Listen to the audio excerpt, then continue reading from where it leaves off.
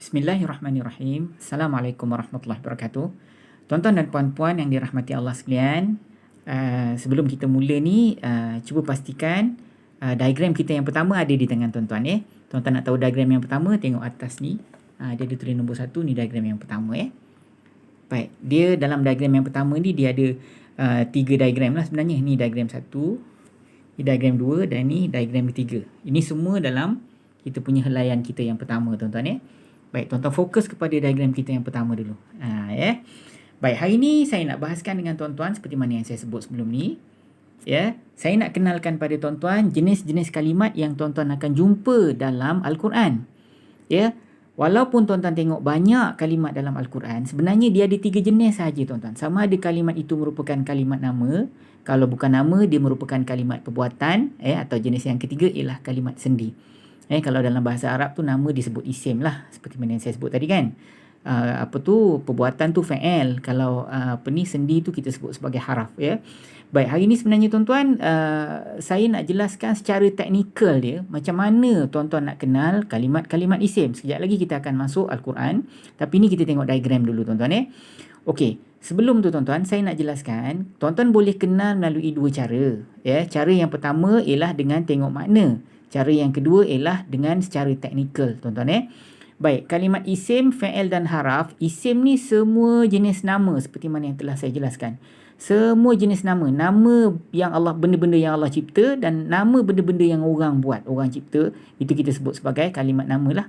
Contoh dia apa? Macam yang Allah buat bulan, matahari, bintang, manusia ataupun syurga, neraka, tu semua Allah cipta.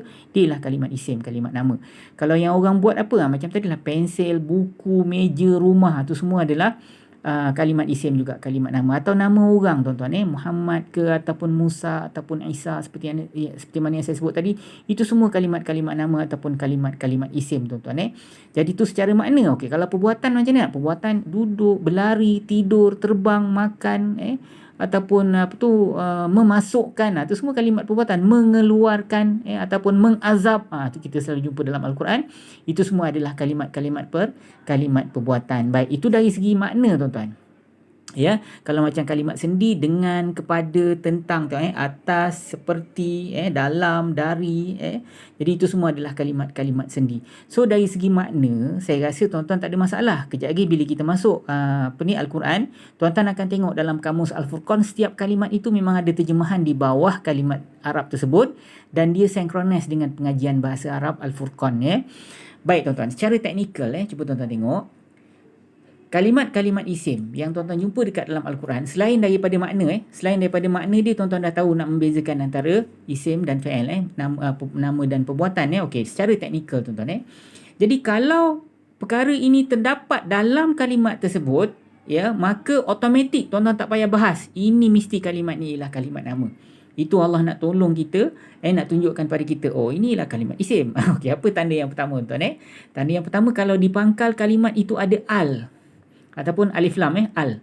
Banyak kan tuan-tuan jumpa al-masjid lah, kalimat Allah sendiri pun ada al di pangkal dia tuan-tuan al-kitab ke, al-masjid ke, al-jannah ke ataupun an-nar, kan ada alif lam kan. Jadi kalau ada alif lam di pangkal kalimat, confirm kalimat itu ialah kalimat nama.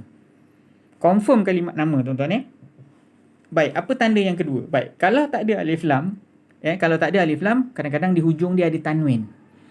Ni dua ni tak boleh campur tuan. Kalau ada alif lam tak boleh ada tanwin. Kalau ada tanwin tak boleh ada alif lam. Tapi dua-dua ni merupakan tanda yang menunjukkan kalimat itu ialah kalimat nama Okey, katalah kalimat tu tak ada al, tiba-tiba tuan-tuan jumpa kalimat masjidun, kitabun, ataupun apa kita panggil, ataupun baitun.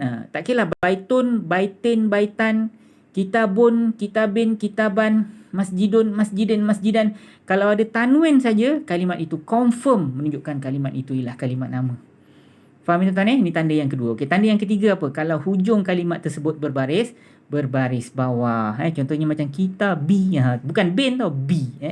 Masjidi, di, al pun tak ada, bukan al-masjidi tau.